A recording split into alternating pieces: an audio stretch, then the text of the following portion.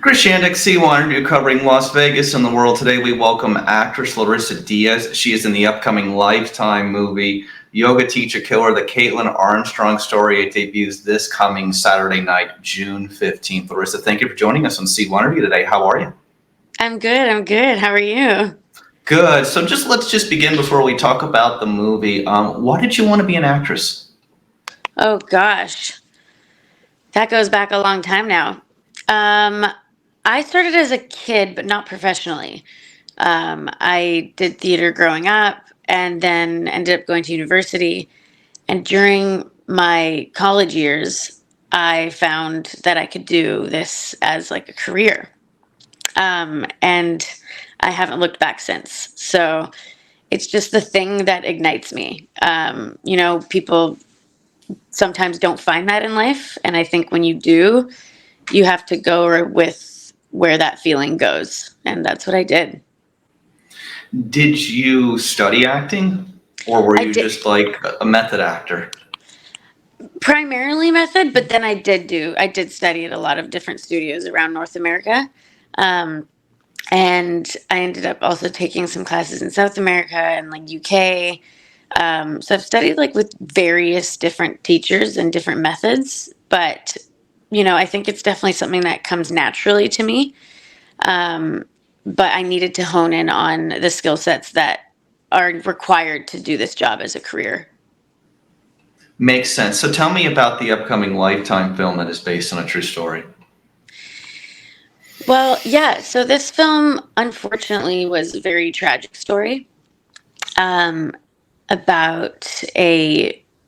I guess I would just describe it as a jealous woman who ended up allowing her emotions to get the best of her and murdering an innocent victim. And that's who I played. I played Mariah Wilson, and she was innocent in this situation, not knowing what was actually about to unfold in her path.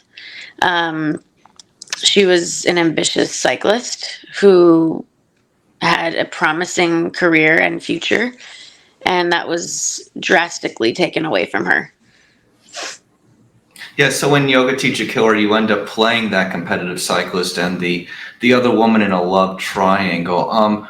Tell me about, was there any kind of special preparation for this role? And tell me about what was like playing this role. Yeah, I mean, whenever you play a real life person, there comes a sense of respect and responsibility. And so I made sure that I researched as much as I could about Mariah, her story, her friends, her family. Um, she has a bit of presence on the internet still. But obviously, I think out of respect for her life, a lot of personal things were taken down. So you know, sometimes when people play like Freddie Mercury or whatever, they can look up videos and kind of explore their mannerisms. I had less of that to go off of, but I did as much as I could. Um, and then also just researching her background, where she came from, her motivations, her ambitions, to really sort of create more of a rounded character. Um, and again, it was interesting playing this because she had no idea what was coming. So it's interesting when you as an actor, what's about to unfold, but the character does not. So that has to work in tandem. And that was, I think, was not the struggle, but, made me as an actor really stay present in the moment, um, for every situation and scene in this movie leading up to obviously the events that unfolded. Do roles like this one affect you on any kind of emotional basis? Oh, definitely. Yeah, definitely. I mean, I can personally I can walk away from it when I'm offset. Um, it does affect my mood though. Like I said, I'm quite method when it comes to my work. But on set, yes, definitely. I felt for her very much, and every scene was pretty charged in that way. But I had to find the levity because she did, she was starting to fall in love, and there's so much joy that comes from that too. So I definitely had to make sure that I found that in her as well. Yeah, I feel like this film could be considered an example of controlling and very toxic relationships. Thoughts? Oh, definitely. I mean, as I said in other previous interviews, I think it's just one of those things that you really can't explain. You really can't rationalize this kind of behavior that Kaitlin um, presented. It's not. It doesn't make sense, and I think it comes down to the phrase hurt people," and she was obviously insecure, and I don't know. I think that something just got a hold of her emotions, and Mariah was just an innocent victim in the way of this person that had no, macro view of her situation. Do you think people who look for true crime stories will enjoy this one? Definitely. It's always tough. It's tough saying like, we'll enjoy this because, this is someone's life, but I think it definitely teaches people to think twice about their actions and just be aware. Be aware of the people around them and just really try and understand people's motivations and where they're coming from. But yeah, definitely true crime lovers will appreciate this one for sure. So tell me what it was like to film Yoga Teacher Killer overall with this cast.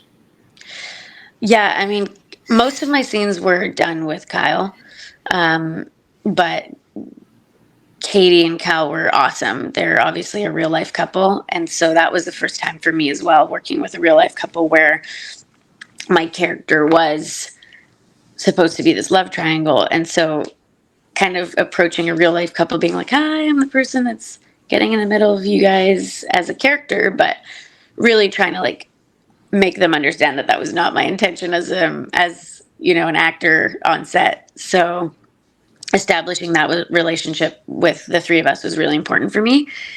But like I said, most of my scenes were with Kyle, so he was great. He was always cracking a joke. Our chemistry was right off the top. It was great. So I think we made each other feel very comfortable.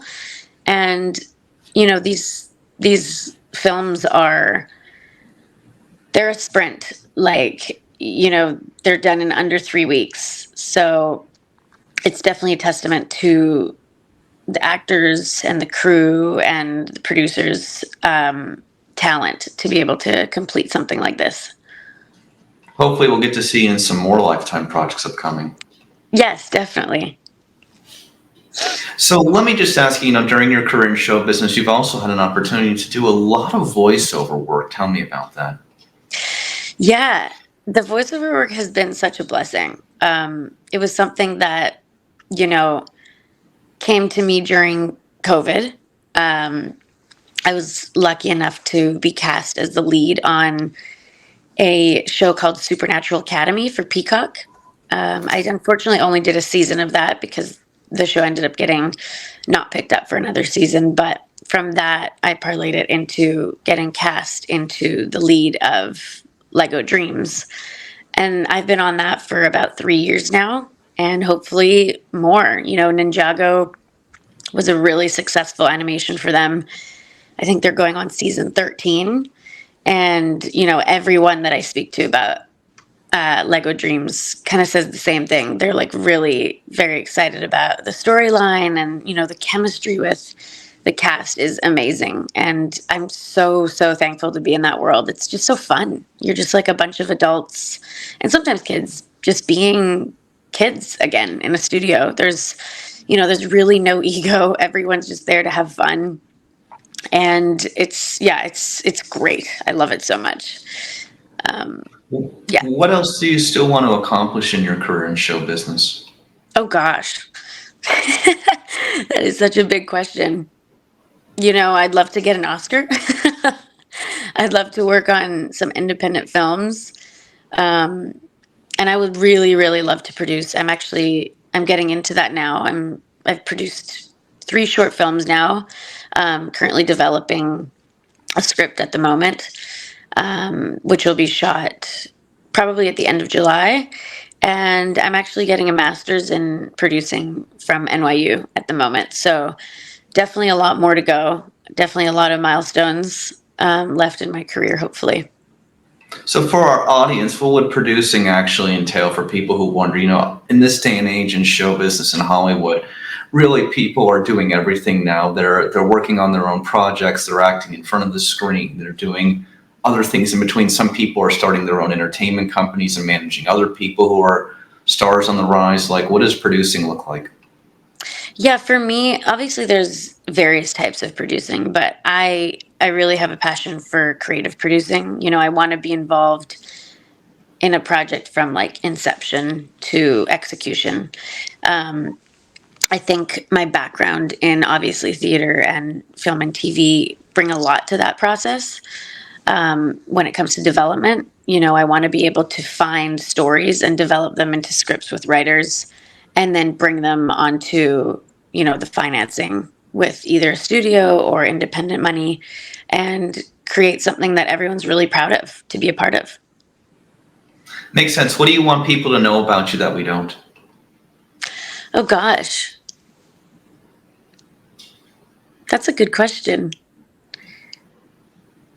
I think I want them to know my heart and my intelligence. I want people to walk away with feeling seen and, that I bring more to the table than just looks or just a character. That I'm a true, collaborator. And, my background is interesting. I come all the way from Brazil. I speak fluent Portuguese. Um, I moved to Canada. I immigrated with my parents when I was younger. So I've definitely lived quite an interesting life, and I want to be able to explore that in my personal life and my professional life. Can you tell us a little bit about your growing up in Brazil? Did you do arts when you were in Brazil before you moved to Canada? Like, when did it begin for you? Oh, from the beginning. Yeah, I was always drawing and painting. I was putting up, little plays for my parents. I'm an only child, but I come from a family of like 20 cousins. So family gatherings were always very interesting in that way because we were always putting on a show for people. Um, but like I said, I come from a family of, doctors and lawyers in Brazil. And I'm pretty much the only one that decided to go the art route. And a few years ago, I was like, where did that come from? And I found out that an uncle of mine was actually in like a traveling theater. And, I think there's definitely that blood in my family. It was just on another side that I wasn't as close with. Um, so, yeah, that was kind of my background into it. Interesting story. Final question for you. CYInterview, though, covers celebrities, Hollywood. We've had on many of the greatest stars, over 1,000 celebrities and newsmakers, and more than a 15-year existence. CYInterview is based here in Las Vegas. Any stories about Las Vegas? Have you been here? Let us know. Yes, I definitely have. It's funny you say that because I hadn't been to Las Vegas since this past September. So that was my first time. Me and my friends were actually the plan was to go to Utah. And that unfortunately fell through because of work. And so we all had to get back to LA quickly. And we were like, you know what, let's just go to Vegas still. So we go.